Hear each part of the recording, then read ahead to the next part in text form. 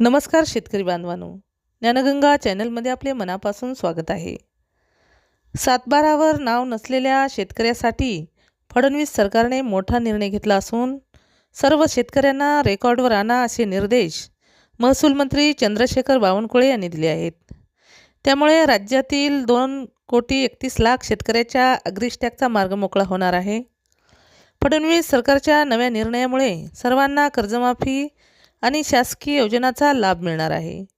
या संदर्भाने पुढील 15 दिवसात जिल्हाधिकाऱ्यांना अहवाल सादर करण्याची सूचना महसूल मंत्री बावनकुळे यांनी केली आहे. राज्यातील ज्या शेतकऱ्यांची नावे सातबारा उतार्यावर नाहीत किंवा इतर अधिकारात ज्यांच्या नावाची नोंद नाही, अशा सर्व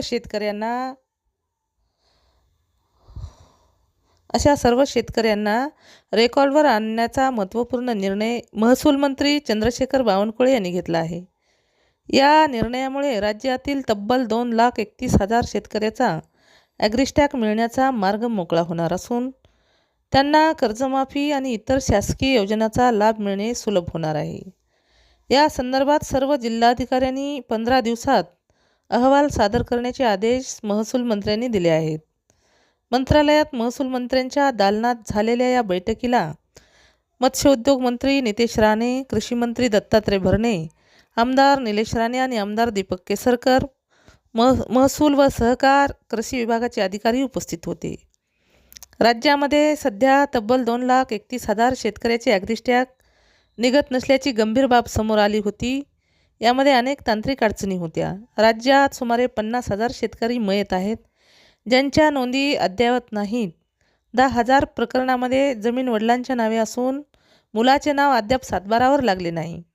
शेतकऱ्यांना देण्यात आलेल्या कबुलातदार जागावर सरकारचे नाव लावण्यात आले आहे. परिणामी अशा शेतकऱ्यांना पीक कर्ज मिळत नाही आणि घेतलेल्या कर्जाला कर्जमाफीचा लाभही मिळत नाही. एकट्या सिंधुदुर्ग जिल्ह्यात 1,207 शेतकऱ्यांचे फार्मर ID अद्याप निघालेले नाहीत, तर राज्यातील ही संख्या 2,31,000 आहे. या सर्व अडचणीची दखल घेत महसूल मंत्री चंद्रशेखर बावनकुळे यांनी जे शेतकरी आहेत परंतु त्यांचे नाव सातबारा किंवा इतर अधिकारात नाही, अशा शेतकऱ्यांच्या जमिनीची सर्व कागदपत्रे गोळा करून सहकार विभागाकडे पाठवण्यात येतील असे आदेश दिले आहेत. यासाठी एक स्वतंत्र फॉर्मॅट तयार करून सर्व जिल्हाधिकाऱ्याकडून 15 दिवसात अहवाल मागविण्यात यावा असे निर्देश त्यांनी दिले आहेत. लवकरच जिल्हाधिकाऱ्याची बैठक घेऊन याबाबतचे अंतिम आदेश निर्गमित केले जातील. जर तुम्हाला शेतीविषयी अशीच नवनवीन माहिती जाणून घ्यायची असेल तर आमच्या चॅनलला सबस्क्राईब करा.